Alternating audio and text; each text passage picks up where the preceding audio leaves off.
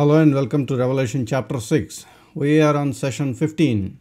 We completed chapter 5 last time when we met, and tonight we are going to study chapter 6. So we completed the 5 chapters in 14 sessions in detail.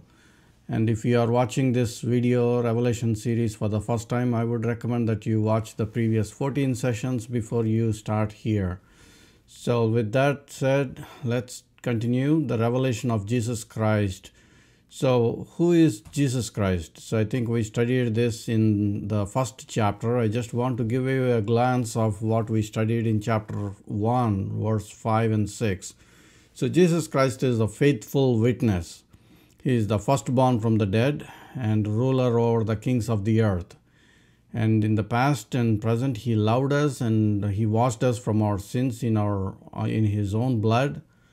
He made us kings and priests, and to him be glory and dominion forever and ever. Amen. So we need to remember who the Lord Jesus Christ is when we study all this. So he is the center, he is the attraction, he is the hero of all this study, and he is going to come back. So that we shouldn't forget when we especially study the book of Revelation. So a lot of times people will forget what we are studying and their focus will go on to 666, Antichrist and things like that. So our focus is still on Jesus Christ. I want to remind that before we continue into chapter 6.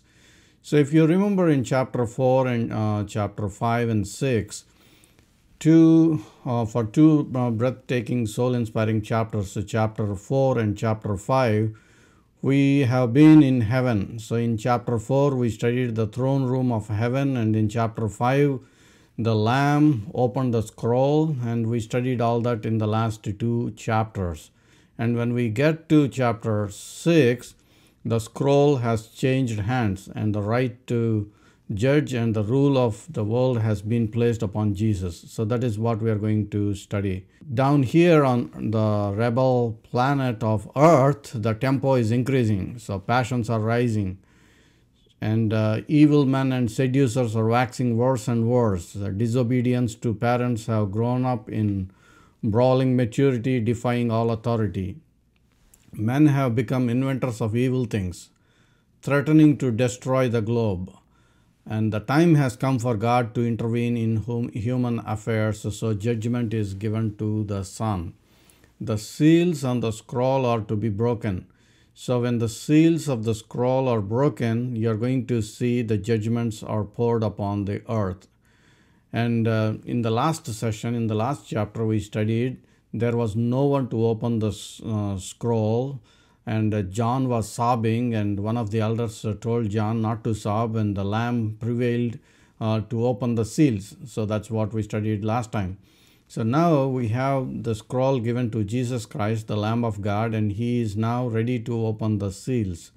There are 3 principal series of judgments in the book of Revelation. So if we can understand this section, how it was laid out, it is very easy for us to navigate through the rest of the chapters, and for that matter, the whole book of Revelation. So we are on chapter 6. The first seal will be opened here in chapter 6. And there are 7 seals, and there are 7 trumpet judgments, and there are 7 bowl judgments. So 7 seal judgments, 7 trumpet judgments, and 7 bowl judgments. Total 21 judgments we are going to study in this book. And in chapter 1st, of course, we studied the description of Jesus Christ, and chapter 2 and 3 written to the churches. And in chapter 4 and 5, we studied the throne room of heaven. And now when we start here in chapter 6, the first seal is opened. And by the time we finish all the seals, all the trumpets, all the bowl judgments, we will be in chapter 16. So the 7th bowl, when it is poured on, the last one, out of all these 21 judgments, you will be in chapter 16. So what I'm saying here is for almost 10 chapters, we'll be studying through these judgments. So the seal judgments, the trumpet judgments, the bowl judgments. So if you put aside the first 5 chapters, that what we studied so far, and the last 4 or 5 chapters, and the rest of the whole book from chapter 6 to chapter 16, it is all about these judgments. That's what my point was. So the seal judgments starting in chapter 6, the trumpet judgments and the bowl judgments end in the 16th chapter. So for a couple of chapters next, we are going to study all these judgments in detail. So the action of the book is carried forward for the most part by these series. So if just follow the series and we'll be good to go.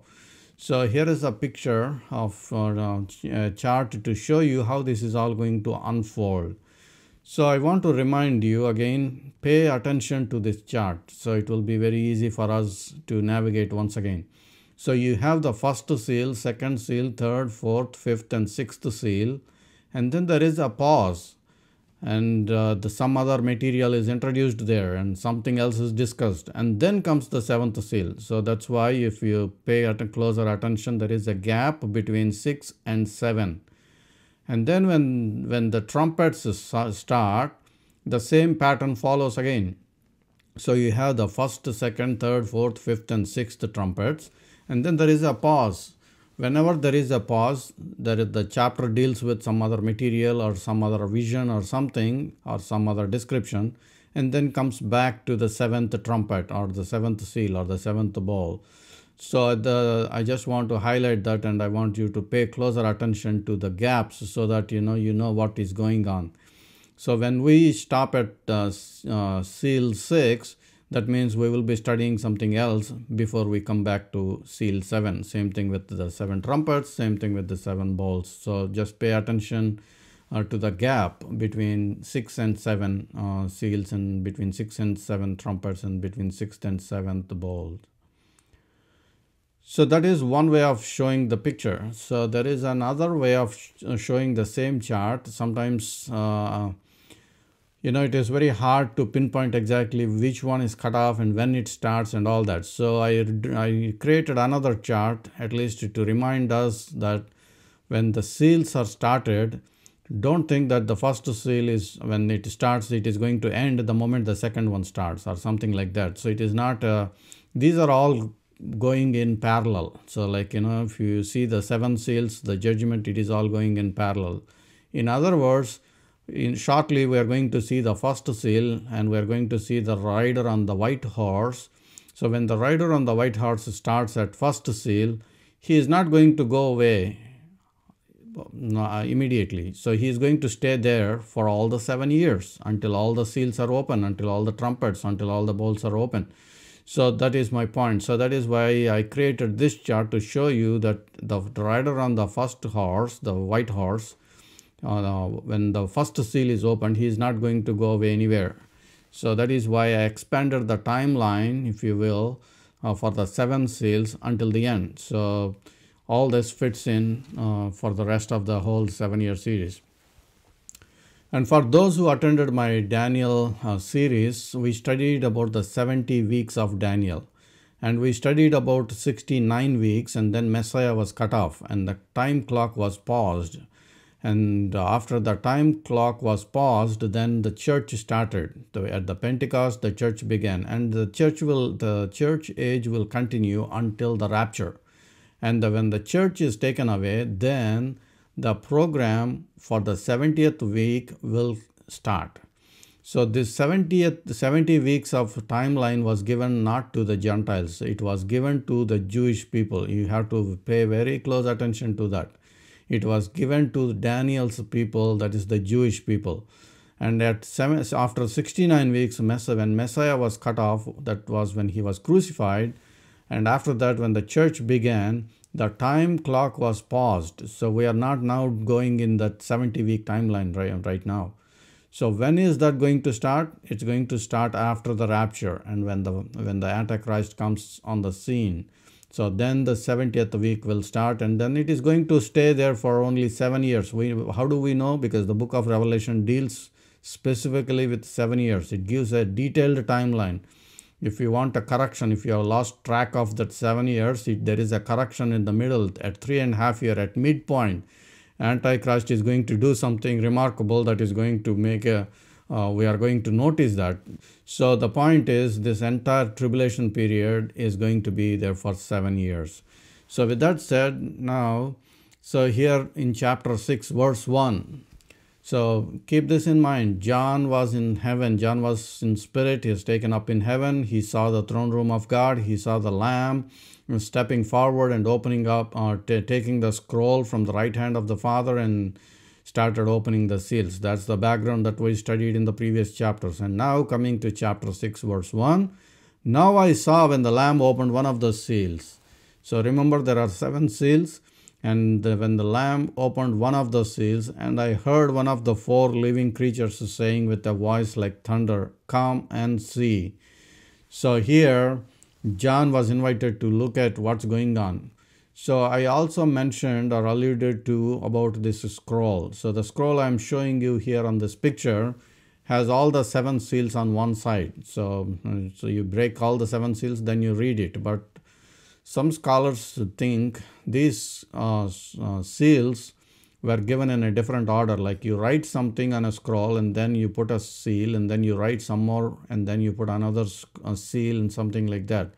So every time when you break a seal, there is some content you can read or a judgment to be pronounced.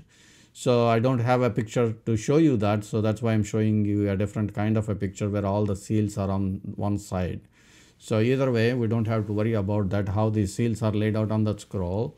But when the first seal is opened, John was told, "Come and see." So there is another use of this "come and see." It is also like saying, the living creature saying, "Go." The same word can be used as "come and see" and also can be used as "go." So it's kind of like, saying to John, "Hey, John, come and see." And also, we could also understand this as to telling the angels, "Now you go with the judgment. Go and pour out this judgment." So you could use that in both ways. So now, when the first seal is opened, there comes the white horse. "And I looked, and behold, a white horse. He who sat on it had a bow, and a crown was given to him. And he went out conquering and to conquer." So we need to be very careful, especially with this verse. This chapter 6, verse 2 is very important for us to understand. The reason for that is, many people, when they open the Bible and when they read this verse, they look at the white horse. He had a bow, he had a crown, and he went on what? Conquering and to conquer. And people immediately say, "Yeah, this must be Jesus Christ." So immediately they assign this figure, the rider on this white horse, to Jesus Christ, and their whole theology of understanding of this scriptures goes wrong. And even in the Islamic circles, Islamic faith, they even mention this particular verse. Their Christ, they are expecting Jesus Christ to come back, right? So when they are expecting Jesus Christ to come back, as mentioned in Revelation 6:2, so they are quoting this verse for them. So it is kind of very remarkable to see how Islam is predicting Jesus Christ to come back, but their Jesus Christ is chapter 6, verse 2, Jesus Christ. That's the Antichrist. So we are going to see, why am I saying this, the rider on this white horse is Antichrist and not Jesus Christ. First of all, he had a bow, not a sword. Always Jesus Christ is pictured with he conquers with the word of his mouth, a sword. But there was nowhere in the place where it was a bow appeared. Bow always represented with the person who rebels. Remember the Tower of Babel? That guy had a bow in his hand. So there's always, you can allude to how this is. And not only that, we have to look at the whole context, not just by looking at one particular verse. We are going to see other seals opened and other horse riders coming into picture. If you put this as Jesus Christ, he is in a bad company, I should say. Because you are going to study other horse riders. They are clearly the death, clearly famines, clearly pestilences and all that. How can you put Jesus Christ in the company of those 4 horsemen? So that is my point. But I'm going to show you when Jesus Christ is going to come back. He is also going to come back on a white horse. Don't worry about that. So I'm going to show you that. But at least for now, chapter 6, verse 2 clearly talks about Antichrist. And I looked, and behold, a white horse. He who sat on it had a bow, and a crown was given to him. It was given to him. It is not his own crown. So that for some reason, we all know that, sometimes God allows these kings. Even we studied about Nebuchadnezzar. He was raised for that purpose. And similarly here, a crown was given to him. And he went out conquering and to conquer. So that is Revelation 6:2. And interestingly, Jesus predicted about this happening when he was talking to his disciples and to the other people. In John chapter 5 verse 43, he said, I have come in my Father's name, and you do not receive me. And if another comes in his own name, him will you receive.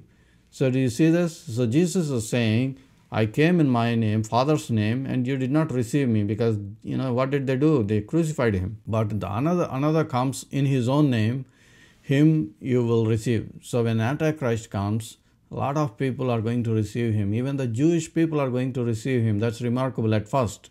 At first they think that he is the Messiah, because probably he might allow them to build the temple, the third temple, and to allowed to do the sacrifices. So probably they thought, oh yeah, this must be the Messiah.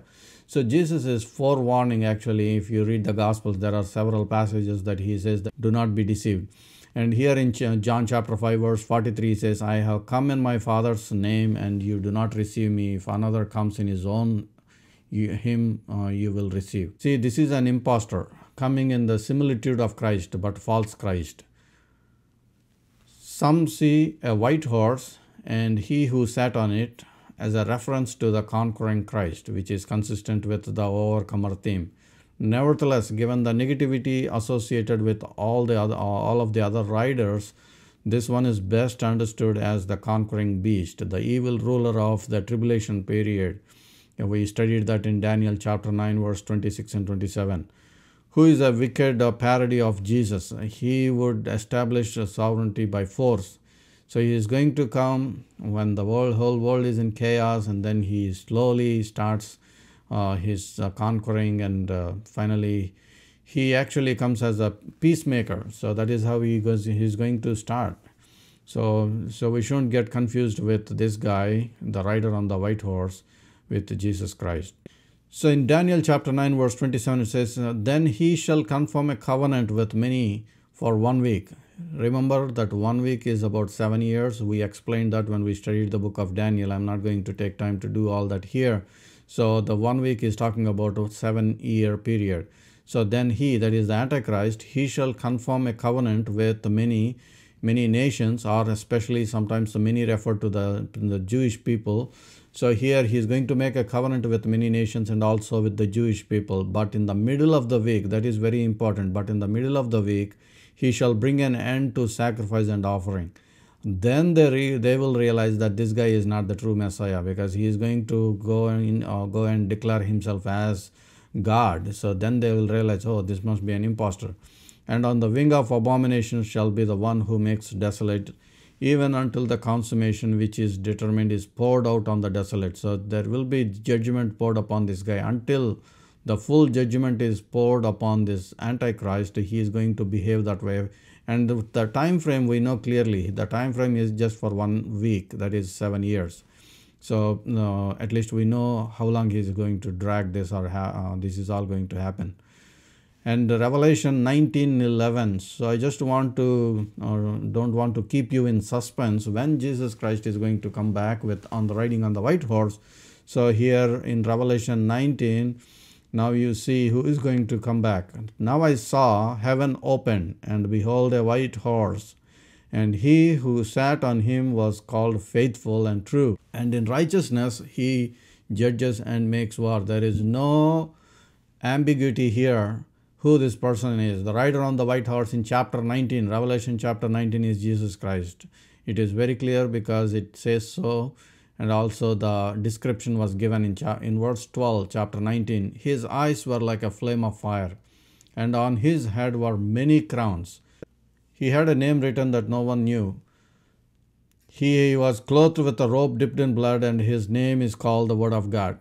So here in chapter 19, we can clearly see who this person is. That's Jesus Christ. The description is very clear for us to understand. And in verse 15, now out of his mouth goes a sharp sword, not a bow, that with it he should strike the nations, and he himself will rule them with a rod of iron. He himself treads the winepress of fierceness and wrath of Almighty God. The description given here is God is going to come and judge all the nations. Treading of the winepress and all that we are going to study in detail when we get to chapter 19. So just in passing, I would say, if you tread on a winepress, what happens? It's just like, you think about the red grapes. If you are pressing those red grapes, your clothes will all be red. So that is a kind of like here symbolism used here. He himself treads the winepress of the fierceness, and that what is that fierceness here? The wrath of Almighty God. So Jesus Christ, when he comes back in chapter 19, he is going to pour out his wrath on all the nations. And also in verse 16, and he has on his robe and on his thigh a name written, King of Kings and Lord of Lords. There is no ambiguity that is talking about Jesus Christ. So because it says so clearly, King of Kings and Lord of Lords. So don't get confused with the rider on the white horse in chapter 6. That is very important for us to understand the rest of the Revelation. And then in verse 3, when he opened the second seal, I heard the second living creature say, come and see. So now when the second seal is opened, here comes a red horse. Another horse, fiery red, went out, and it was granted to the one who sat on it to take peace from the earth, and that people should kill one another, and there was given to him a great sword. So the judgments were all represented here in terms of the riders on the horse. The first one, when Antichrist is making his debut, so he is shown as the riding on the white horse. And when the calamities are unfolding, and now you see each color, the horse riders are different. So here you see a fiery red horse. And what is this guy is going to do, or what is this horse represents? And it was granted to the one who sat on it to take peace from the earth, and that people should kill one another, and there was given to him a great sword. There will be wars. There will be a lot of wars. Jesus alluded to that. There will be wars, rumors of wars and all that. So Jesus already said that in Matthew chapter 24 and other places. So this we are going to see all that coming to fulfillment when this 7-year period begins at the beginning of tribulation. So that is about the red horse. So here he was given a great sword. Actually, the sword, the Greek word used was machaira. Usually, machaira is a small one that you hide it in your, pocket, something like that. And then when you have a hand-to-hand combat, you just take it out and kill the person. This is not the large sword that typically used in the wars. So why is it said great sword? Although machaira was a small one, but now here the emphasis is even that machaira was a great one. So this guy is having a larger one, even in place of a machaira, the short one. So that is the idea here. So the opening of the second seal revealed a red horse, suggesting the bloodshed of war. The people of the world turned on one another as peace was removed. The great size of the sword suggests great human loss. So a lot of people will be killed. So you don't have to go too far. So if you just think about the nations that have the nuclear bombs, so that they have all kinds of arsenal. If a war broke out, and nobody will hesitate to use any of those weapons, especially during this time. So all the wars that were mentioned, that is talking about that in the red horse. And then in coming to verse 5, Revelation chapter 6 verse 5, when he opened the third seal, I heard the third living creature say, come and see. So I looked, and behold, a black horse, and he who sat on it had a pair of scales in his hand. So think about this. When there is abundance, when there is plenty, you don't really weigh things, when you're giving it out. So, but when it is scarce, when there is nothing, so you always want to be very careful, and you want to even count for the pennies, so to speak. So the pair of scales represents the scarcity here. So here's a picture, typical picture in one of the markets. Even today some people use this kind of scales. They just balance, put a weight of half a kilogram or a kilogram or whatever on one side, and then they put the other side the vegetables or whatever they are doing. So the pair of scales represents a scarcity, and especially when they were using to do, especially during the time of famine. And verse 6, and I heard a voice in the midst of the 4 living creatures saying, a quart of wheat for a denarius, and 3 quarts of barley for a denarius, and do not harm the oil and the wine. So to just put this in simple terms, the poor are going to suffer hard. The rich will not be touched. I think, to just give an example, during this last year and this year, during the pandemic, and there were several countries that went into lockdown. So, who are the most suffered? It's the poor people, because they earn their bread by going on a daily wages. They have to get a daily wage and work on, and they are the ones that were suffering.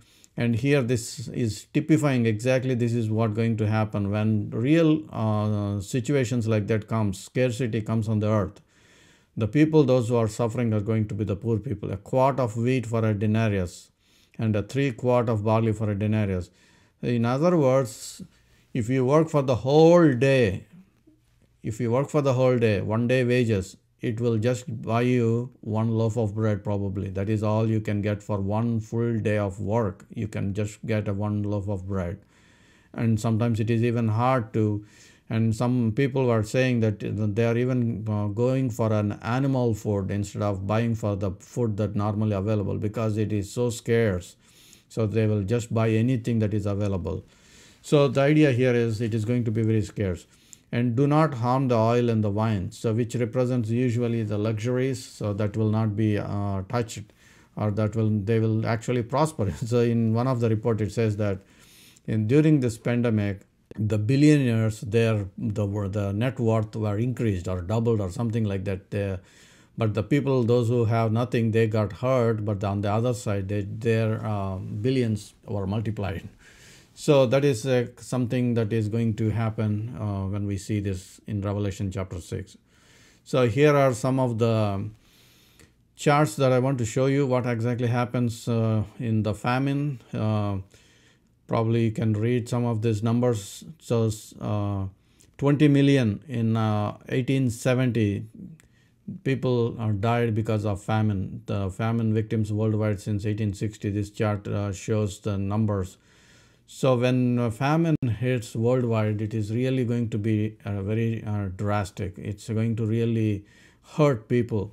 So you can just find this information in on the internet. It's readily available with Britannica and other places. So the point I'm trying to make is these are numbers shown in the millions. So millions of people are going to be affected when there is a worldwide scarcity of food or something like that. And here are some pictures that really show when a famine hits how people are really suffering without food and things like that. And this is one of the tragic things that, sometimes farmers, they worked hard, and then they plant their crops or whatever, and then if there is no rain and there is a famine, so they lose everything. So sometimes they borrow money to even plant the food in some nations, so they lose pretty much everything. So it is very hard. It's going to be very severe when the famine hits. So some of the pictures depicts that. Then in verse 7, when he opened the 4th seal, I heard the voice of the 4th living creatures. Remember, there are 4 living creatures with 4 different faces. We studied that in chapter 4. So here, now the 4th living creature saying, come and see. It's like one of these creatures taking turns. The one of the creatures saying, hey, John, come and see, come and see, come and see. Now we are up to the 4th seal, and the 4th living creature says, come and see. So what is he going to see now? So in verse 8, so I looked and behold a pale horse, and the name of him who sat on it was Death, and Hades followed with him. And power was given to him over a fourth of the earth, to kill with the sword, with hunger, with the death, and by the beasts of the earth. So here, a pale horse comes out, and the description of that horse is what? Death and Hades. That is, it means it's pretty much death. So in the previous one, we talked about famines, that is scarcity, that's a hunger and all that. Here, this is death. That means some kind of a plague, some kind of it actually gives the description. To kill with the sword, with the hunger, with the death, and also with the beast. So usually it is like following a pattern. So what happens when there is a war? And then after war, there will be famine. After famine, there will be deaths. So that's what we are seeing, from red horse to the black horse to the pale horse now. That's a progression going on here, from wars to famines and to death. So that is what we are seeing here. And now this is the fourth rider on the fourth horse. It's a pale horse. Most of your translations say it's a pale horse. But interestingly, I did some research on this pale horse, and let me show you what I did. So I looked and behold a pale horse, right? The actual word that is used here for pale is chloros. So most of the English translations used it as pale horse. I don't know why they did that. But if you are reading a Greek manuscript, you will read it as chloros horse. So it is a chloros horse. And the name of him who sat on it was Death, and Hades followed with him. So we studied all that. So Death and Hades followed with him. The point I'm trying to make here is this pale horse, although English translations say as a pale horse, but actual word was chloros. So what does chloros mean? Is this word used elsewhere in the Bible, so we can make a comparison with that word to exactly get what that represents in Greek? Yes, so you can look to Mark chapter 6:39. When you look in Mark chapter 6:39, you come across the same exact word chloros. Then he commanded them to make them all sit down in groups on the pale grass. Is that what it says? No, it says green grass. So Jesus commanded them, make them all sit down in groups on the green grass. The same word chloros used elsewhere, the meaning of that is used as green grass. And then when you look at in verse 4, in Revelation 9 also it is used. They were commanded not to harm the grass of the earth or any green thing or any tree, but only those men who do not have the seal of God on their foreheads. So don't worry about the context and all. I'm just focusing on the chloros now. When we get to chapter 9, I'm going to explain this. So here, even in chapter 9, even in the book of Revelation, when this word chloros is used, it is translated as green. So they were commanded not to harm the grass of the earth or any chloros thing or green thing or any tree, but only those men who do not have the seal of God on their foreheads. So I just want to make a note there. So this is actually talking about a chloros, not a some translations use pale, but I prefer the word chloros because that was translated as green elsewhere. And I found a green horse somewhere. So I looked and behold, if I had to read this with my translation on it. So I looked and behold a green horse, and the name of him who sat on it was Death, and Hades followed with him.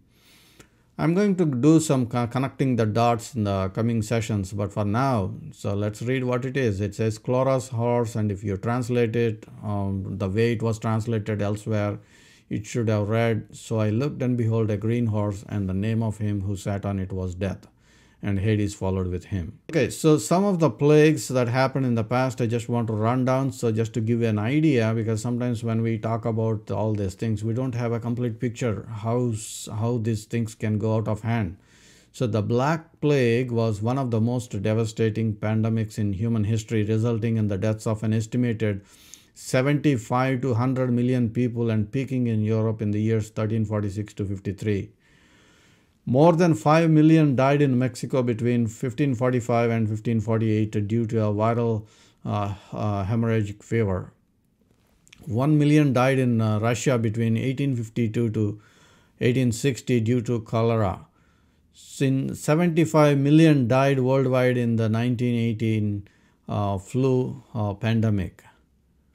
You may be wondering, what about COVID? Okay, I have a statistic for that also.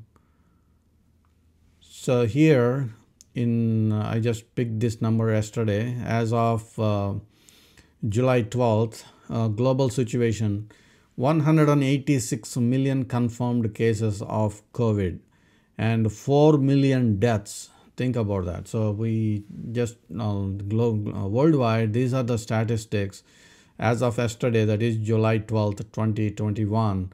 4 million died because of COVID pandemic. That is what the numbers show here.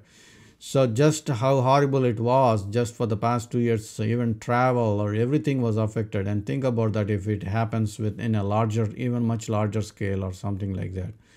So, but anyways, this is just to give an idea when all these things happen at one time towards the end, that is going to be horrible.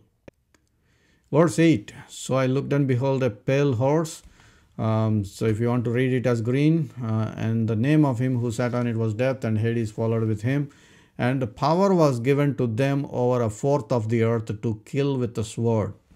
I want you to underline that part because I'm going to come back to that in the future sessions.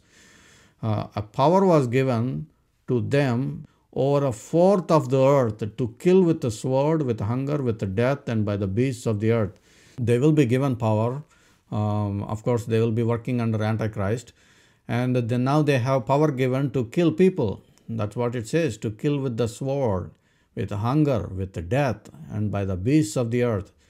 So remember, some of this sounds familiar. So during the time of Nero, when the Christians were persecuted, they were not fed, they died with hunger, and they were even fed to the beasts.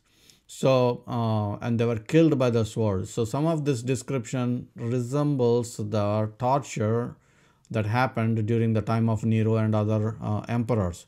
So what I'm trying to say here is that kind of a torture, that kind of a persecution is going to come out. Especially when we look at this green horse coming on the earth. So the power was given to them to kill with the sword, with hunger, with the death, by the beasts of the earth. And when we read this, kill by the beasts of the earth, and also if you notice, the beasts also will turn violent. So there will be, occasionally you see some pictures like lion roaming in a city or something, a bear in a backyard or something like that. So those will become a frequent kind of a thing. When there is famine, the wild animals will come onto the streets. So that also is possible. So I'm just saying that, and also sometimes when they are torturing people, they were fed to the animals. So that also happened during the time of severe persecution. So either way it's possible, but it was given, the description was given like this. Power was given to them.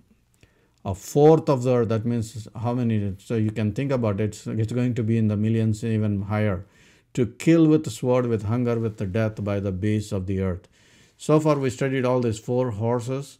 So the Antichrist starts debuting, and with the white horse we started, and the red and black, and now we looked at the pale or the green horse. And here we see the power was given to them over a fourth of the earth to kill with the sword. So it could be war, the second seal, it sounds like a red horse, with hunger, famine, third seal, and with the death, and by the beasts of the earth, the plagues and all that coming together in the fourth seal. So green horse. So this is a summary, pretty much. That's why I want to explain in a way. These are not going to just like a red horse comes and then he goes away and then the third one comes. That is not how it happens. These are all going to work out at the same time. So the Antichrist comes in the first seal. He's going to stay the whole period of time. And when the red horse, the wars broke out, the wars will continue until the end. And when the famines hit at the third horse, and that is going to continue until the end. Same thing with the green horse, the plagues, that is all going to continue. So Don't think that, okay, one will come and that will go away and then the next starts. That's not how it's all going to drag all the time. So that is my point here. So just in passing, I want to take you to Matthew chapter 24, how similar the passage was when we are actually reading this Revelation, and Jesus already talked about this. If you turn your Bibles to Matthew chapter 24, starting at verse 4, and Jesus answered and said to them, take heed that no one deceives you. Because what is the key? There will be a lot of deception because people will believe the Antichrist, hoping that he is the Christ. So Jesus is saying, take heed that no one deceives you. For many will come in my name saying, I am the Christ. Do you see that?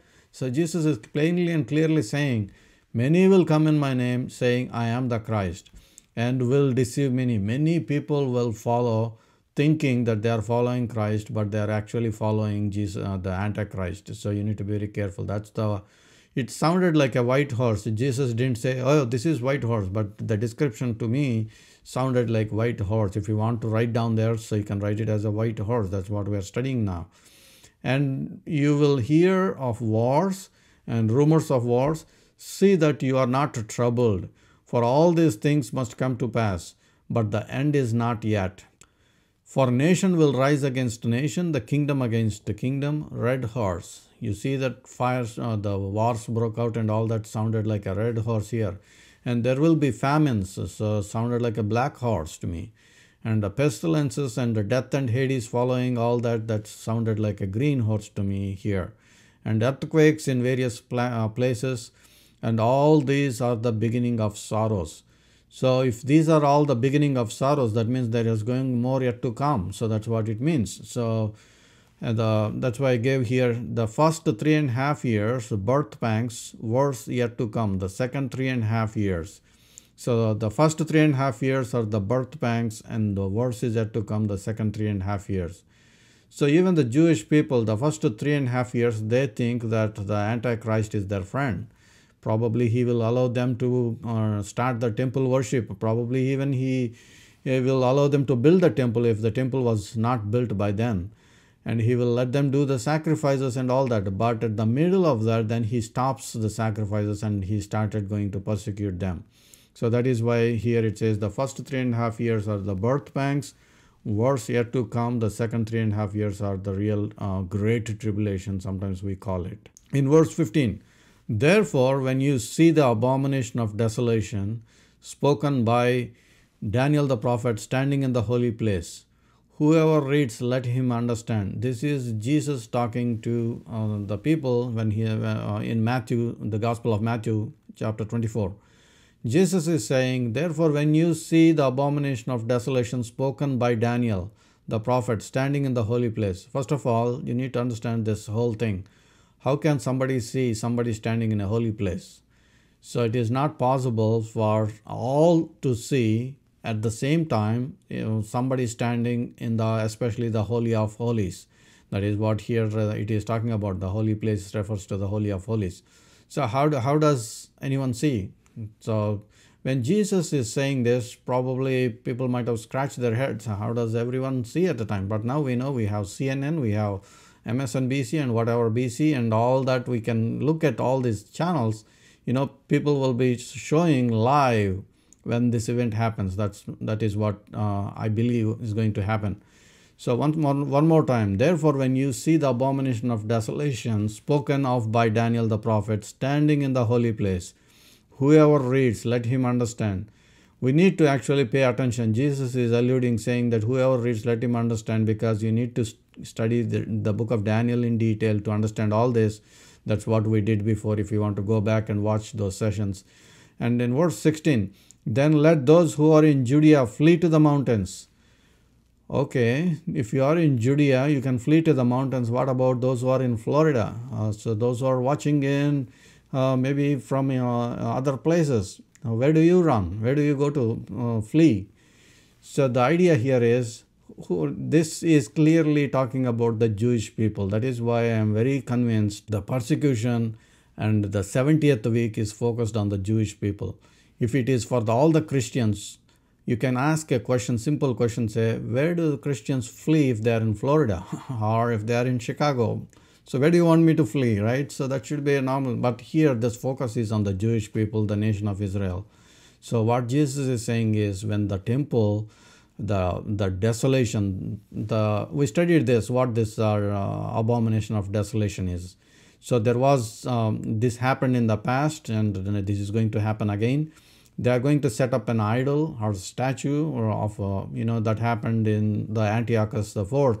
He set up a statue of Jews, and probably this Antichrist guy is going to set up a statue of something else. That's the abomination of desolation we're talking about here. So he's going to set up something, or he probably go to sit there and declare himself as God. So when that happens, let those who are in Judea flee, because that is the starting point for the actual great tribulation. So this is a real serious warning. Whoever is watching or listening to these particular words, if you see the abomination of desolation, then you need to immediately flee to the mountains if you want to be saved. So that is what Jesus is saying. Let him who is on the housetop not go down to take anything out of the house. So you don't have time to go pack your bags. That's what it means. You just run wherever you are, just start running to the mountains, because when this happens, when the abomination of desolation is set up in the temple, the persecution is in full gear. That means you will be killed if you are just lingering somewhere. In verse 18, and let him who is in the field not go back to get his clothes. Again, there is no time for you to go pack your bags. So you just run. If you are in the field, just start running towards the mountains. If you are in the housetops, just start running towards the mountains. That is what Jesus is saying when this event happens. So there is no time for you, because the Antichrist is going to come after them. In verse 9, then they will deliver you up to the tribulation and kill you, and you will be hated by all the nations for my name's sake. And then many will be offended, will betray one another, and will hate one another. Verse 10, and then many will be offended, will betray one another, and will hate one another. And verse 11, then many false prophets will rise up and deceive many. So this is the time for deception. A lot of people will come forward. This, remember this, especially for the Jewish people. The whole Old Testament talks about prophets. The prophet Isaiah, Ezekiel, Jeremiah, Malachi, and there are a lot of prophets. During this time when all these things happening, people will come forward and say, I am the prophet sent by God. So there will be many false prophets who will rise and deceive many. So you need to be very careful during that time. That's what Jesus is saying here in Matthew chapter 24. And because lawlessness will abound, the love of many will grow cold, but he who endures to the end shall be saved.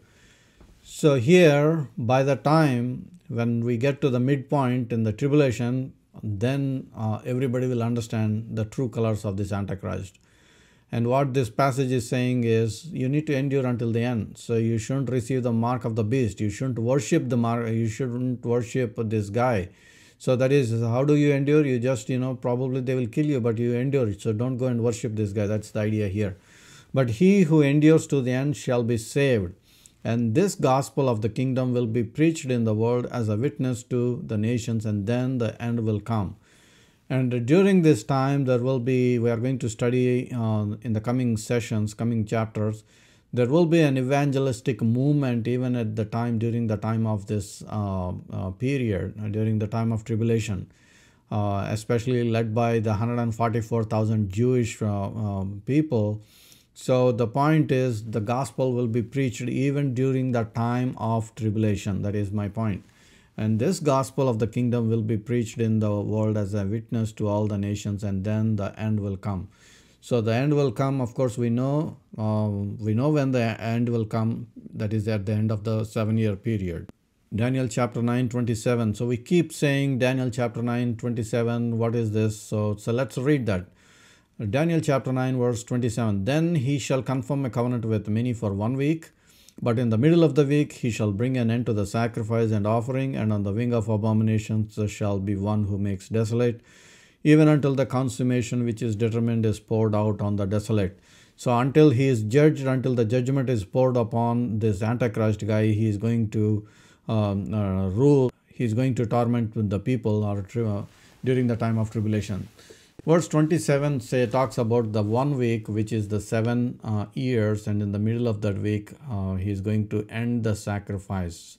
For somebody to end the sacrifice and the offering, there has to be a temple. First of all, there has to be a nation. So 70 years ago, people, when the pastors and the evangelists, they were talking about explaining these passages and saying there will be a temple, there will be a nation Israel, people were mocking and laughing at them. There is no nation Israel. For 2000 years, there is no nation Israel. But the prophet Isaiah said, can a nation be born in one day? And that is what exactly happened. A nation was born in one day. In 1948, the nation Israel is born. And now we have a nation Israel. So the only thing missing is what? We have the temple. So the temple will be built sometime. We don't know when, but that will be built because the sacrifices has to go forth. And where Daniel chapter 12, 11 also talks about the same thing. And Daniel 12, 11. And from the time that the daily sacrifice is taken away, that's the midpoint, and the abomination of desolation is set up, there shall be 1290 days. So if you are looking at the timeline, we studied this when we studied the book of Daniel.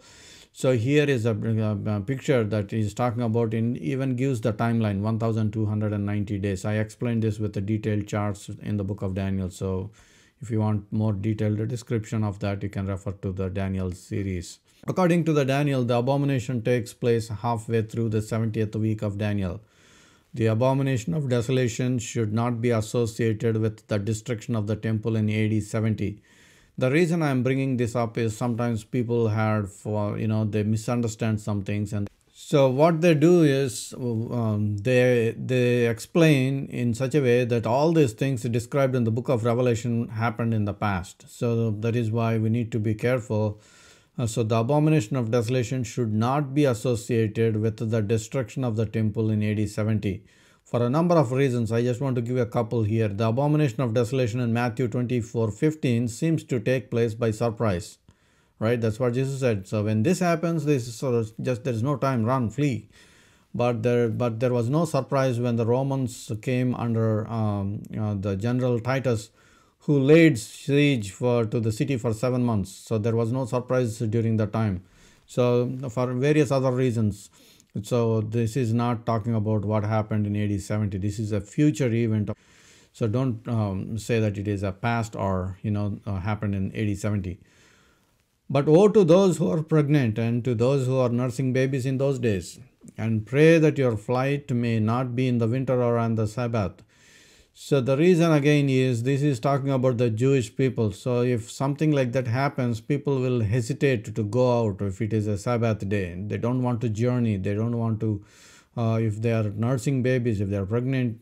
So, Jesus is saying, but it is going to be painful. He is just telling up front, it is going to be painful. Woe to those who are pregnant and those who are nursing babies in those days. Because now they have to carry their babies, they have to run, and they are pregnant. Verse 20, and pray that your flight may not be in the winter or on the Sabbath, for then there will be great tribulation, such as has not been since the beginning of the world, until this time, no, nor ever shall be. That is a really remarkable statement. Think about what Jesus is saying. The tribulation is going to be so severe, it has not happened before, and it is not going to happen again. So that is the seriousness. This is a one-time thing, the tribulation. It is going to be so serious. So for then there will be great tribulation, such as has not been since the beginning of the world. You can just go back and look at all the atrocities and all the things that happened in the past. That is nothing going to be compared to what is going to happen. Such is the seriousness of the time of the tribulation. That is what I want to convey here. And unless those days were shortened, no flesh would be saved. But for the elect's sake, those days will be shortened. So Jesus is saying whatever is going on, the famine, the wars, the pestilences and all that, those days has to be shortened. If that would continue like that, then nobody will survive. So if the nations keep exchanging fire with the nuclear bombs, or if there is some kind of a pandemic, or if there is some kind of a famine going on like that, so people will perish, all of them will perish. So Jesus is saying that those days need to be shortened. So that is what the meaning of that here is. And of course we know now, so those days are shortened because now it is only 7 years. The timeline is set. It starts, all these calamities starts in the middle of the 3.5 years, and then it goes for the 3.5 year period.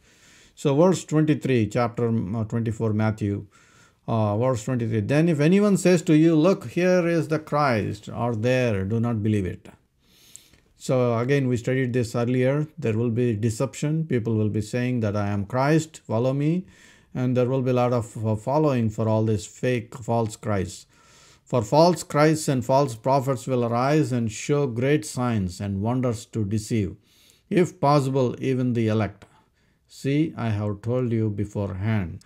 There will be so much deception, and this we are already seeing this. If you turn on TV, if you are watching the social media and things like that, you are already seeing a lot of deception these days. Today, I happened to come across a post, or somebody posted this guy.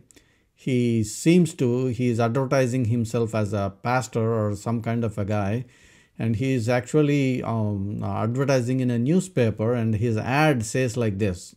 His ad says, I have the prophetic gift of reading your Facebook profile and then telling you the prophecy about you. So did you get it? So this guy has a prophetic gift of reading your Facebook profile and prophesy you. And then he gives his bank account number so you can send your money and all that stuff. Anyway, so the deception, I was kind of like, what is this? What is going on? So if you look at a Facebook profile and you're going to prophesy about the people and God is going to tell you about that, really? Well, anyway, so in verse 24, for false Christs and false prophets will arise and show great signs and wonders to deceive, if possible, even the elect. See, I have told you beforehand. So Jesus is telling, I personally think during this time of tribulation, so the people will be looking for all these gospels, the book of Revelation and the book of Daniel. They're trying to see what the book says.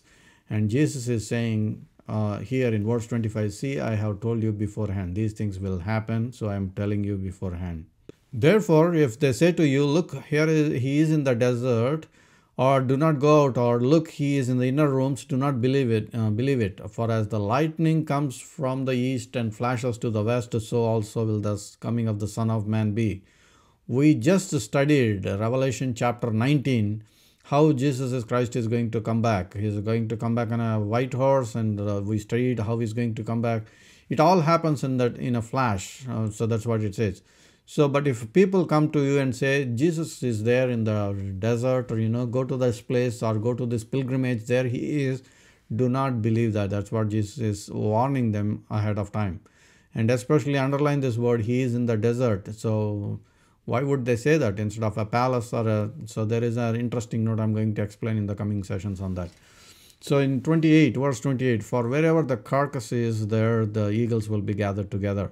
So you don't have to figure out. So when you see a carcass, the eagles will gather. So that's why when these things are all happening, people will flock towards these events, and people will follow these things. So you need to be careful what you are following. That is the idea here. Chapter 24, 29. So immediately after the tribulation of those days, the sun will be darkened and the moon will not give its light. The stars will fall from heaven and the powers of the heavens will be shaken. Then the sign of the Son of Man will appear in heaven, and then all the tribes of the earth will mourn, and they will see the Son of Man coming on the clouds of heaven with power and great glory. So we are reading in the Gospel of Matthew. This description is not in Revelation. Of course, we are going to study a very similar description, but what I'm showing you right now is from the Gospel of Matthew. So Jesus actually gave this description and how it is all going to unfold. So towards the end, Jesus Christ is going to come back, and there will be a lot of cosmic changes that's going to happen, and that is going to frighten the people, the kings, the rulers. They are going to hide under the caves, and they are going to be fearful. So that is what the idea here is. So anyway, so you can read this in chapter 24 in Matthew's Gospel. And finally in verse 31, and he will send his angels with a great sound of the trumpet, and they will gather together his elect from the four winds, from one end of heaven to the other. So we studied a lot of parables. Jesus mentioned the goats and the sheep and the goat separation, the wheat and the tares, and all that. We are going to see how towards the end that separation is going to happen. And again, that is not talking about the Christians, because the Christians are raptured. Remember, we studied that in the previous chapters. Christians are raptured before. So this is all again focused on the Jewish people, and the elect is also talking about the Jewish people. There will be people that they will believe in Jesus Christ, and they die for that what they believe at that time. So whatever we are studying here during the time of Revelation, especially, this is all we're talking about the Jewish people, and the elect also talking about during that time. And now when we get to so far we studied the first 4 seals, talked about the rider on the white horse, and then the wars, the pestilences, the famines, and all that. And now when we get to the 5th seal, so in Revelation chapter 6 verse 9, when he opened the 5th seal, I saw under the altars of the souls of those who had been slain for the word of God and for the testimony which they held. So by this time, the 5th seal, you see, there will be people dying for the faith in Jesus Christ. So when let's say in a family 2 people believed Jesus Christ coming back, right? So they are raptured, but they keep telling to their other family members, but they denied that, they didn't believe it. But now when the rapture happens, when their family members disappear, what happens? The rest of some of them probably they will give their life to God, because they see their mom and dad disappear, and they now believe that rapture is true, and they believe that all what they said was true, and now they give their lives. But it is very hard for them to live without worshiping this Antichrist, and now they will be killed. So now here we see there will be millions of people, they give their life to God. And I saw under the altar the souls of those who had been slain for the word of God and for the testimony which they held. So we are talking about tribulation saints here. So during the time of tribulation, there will be saints who believe in Jesus Christ and they give their life. And they cried out with a loud voice, saying, How long, O Lord, how long and true until you judge and avenge our blood on those who dwell on the earth? So they are crying, making a cry and asking how long this is going to happen and when are you going to judge, because the judgment has not yet completed there. So that is the cry that John was hearing when the seal was opened. Then a white robe was given to each of them. These are the tribulation saints. They were killed for the faith in Jesus Christ, but this is happening after rapture, as I said earlier. Then a white robe was given to each of them, and it was said to them that they should rest a little while longer until both the number of their fellow servants and their brethren who would be killed as they were was completed. So always there is a number that God has in mind, that the number of the tribulation saints or the number of the church, how many will be represented. I don't have time to bring all the scriptures right now to explain. I think in previous sessions I explained there is a counter ticking until the last person of the church comes in, and then comes the rapture. So similarly here, until both the number of their fellow servants and their brethren who would be killed as they were also completed. So here we are talking about the tribulation saints. So until that point, they were given a white robe was given to each of them, those who were killed. So they were told to wait a little longer, and until the other people join them. So the other tribulation saints. So that is how we know that these are tribulation saints, because we are still waiting on the others to be killed and they will join this group of people. So the tribulation saints. And Revelation 6:12, I looked when he opened the 6th seal. Now we are on to the 6th seal. Behold, there was a great earthquake, and the sun became black as sackcloth of hair, and the moon became like blood.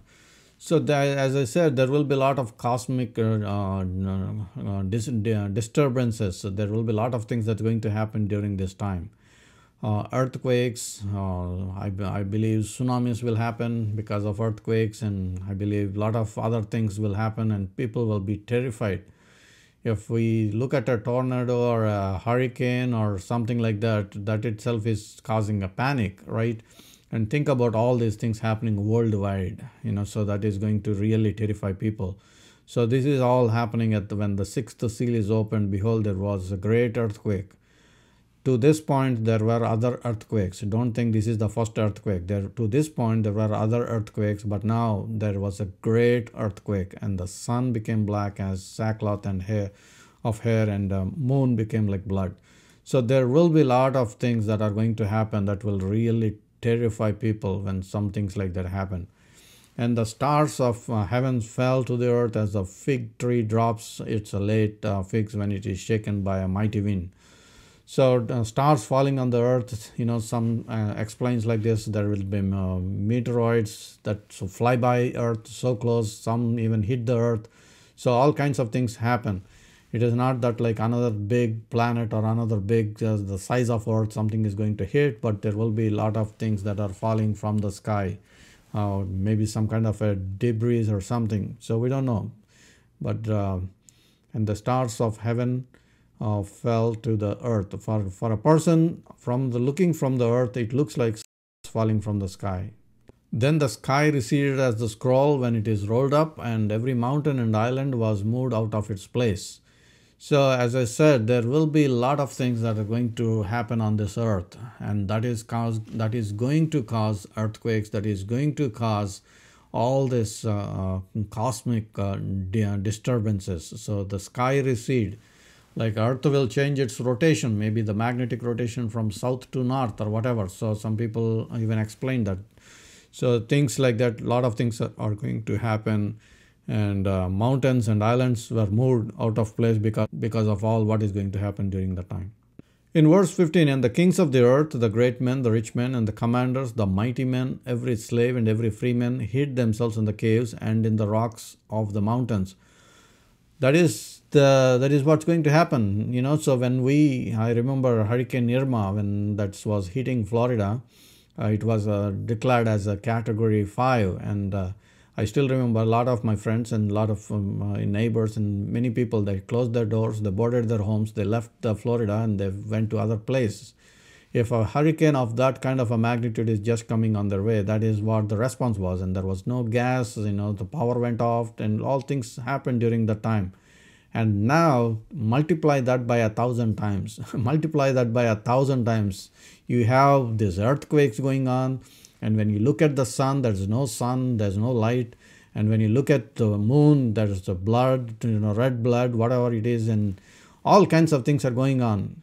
And people will be terrified. And the kings of the earth, and the great men, the rich men, and the commanders, these are the people that are ruling for all this time. And they are, what are they going to do? Hid themselves in the caves and in the rocks of the mountains. And what are they going to say? Verse 6, they said to the mountains and rocks, fall on us and hide us from the face of him who sits on the throne and from the wrath of the Lamb.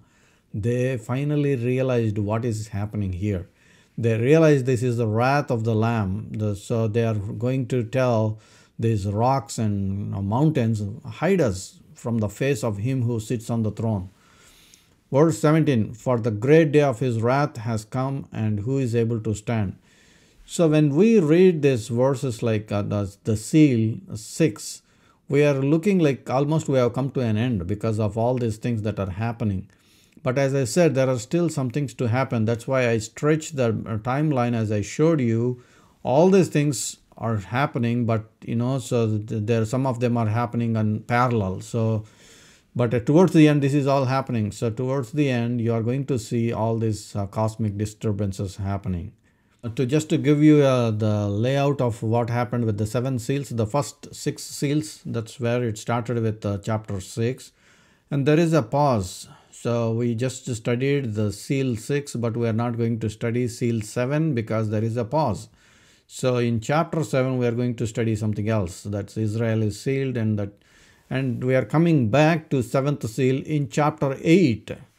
So if you are following, as I said, there was a gap. The gap is chapter 7. So we are going to study chapter 7 next week, God willing.